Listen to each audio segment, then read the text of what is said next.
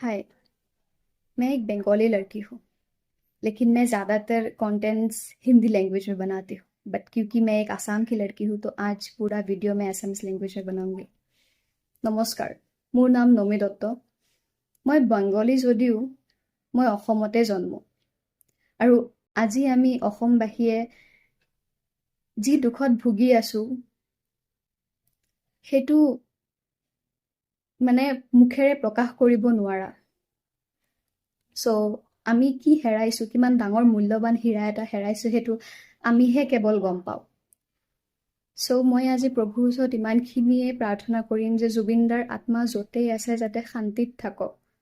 আৰু আমাৰ অসমবাসীৰ বহুতো মানুহে জুবিনদাৰ বিয়োগত ছুইচাইড এটেম্প কৰি আছে। প্লিজ আপোনালোকে সেইবোৰ বস্তু নকৰিব, কাৰণ জুবিনদাই যদি আমাক চাই আছে নহয়, তেনেহ'লে জুবিনদাও কেতিয়াও এই ঘটনাটো মানি ল'ব নোৱাৰে, এই কাণ্ডবোৰ মানি ল'ব নোৱাৰে।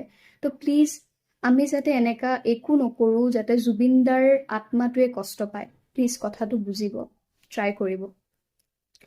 আৰু মই আজি জুবিনদাৰ কাৰণে কিবা এটা লিখিছোঁ। মই দুটা লেংগুৱেজত লিখিছোঁ একচুৱেলি, হিন্দী আৰু অসমীয়া দুয়োটা মিলাই। হিন্দীটো লিখিছোঁ কাৰণ কিছুমান মানুহে যিবিলাকে গমেই নাপায় যে অসমবাসীয়ে কি এতিয়া ফিল কৰি আছে, যাতে এটলিষ্ট ইহঁতে মানে হিণ্ট পায়।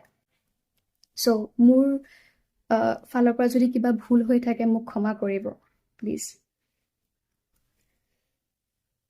आसाम का एक कीमती सितारा जुबिन गार्ग नाम तुम्हारा, अमर रहेंगे दिल पे सदा, ना सिर्फ आसाम बल्कि पूरी दुनिया में हमारा। 1900 দশকৰ এই মহাত্মা যেন অমৰ হৈ থাকক আমাৰ বুকুত, ব্ৰহ্মপুত্ৰ যেন শুকাই আছে তোমাৰ দুখত, উভতি আহা না জুবিনদা আকৌ এবাৰ অসম দেশত। চ' মই ইমানখিনিয়ে লিখিছোঁ। আৰু বাকী আজি অসমবাসীৰ মনটো কেনেকা হৈ আছে বা কি ফিল কৰি আছে সেইটো কেৱল অসমবাসীয়ে গম পাব। চ' মই আৰু একো বস্তু ক'ব নিবিচাৰোঁ, বা চাগে মই আৰু ক'ব নোৱাৰিম। খালি ইমানেই প্ৰাৰ্থনা কৰিছোঁ যাতে জুবিনদা ভালে থাকক, আপুনি য'তে আছে। বহুত মৰম কৰোঁ, বহুত ভাল পাওঁ। আৰু আপুনি আজিও গোটেই অসমবাসীৰ মনত এই ধৰণেই বাচি থাকিব। আৰু একো ক'ব লগা নাই গাইজ। মোৰ ফালৰ পৰা যদি কিবা ভুল হৈছে মোক ক্ষমা কৰিব।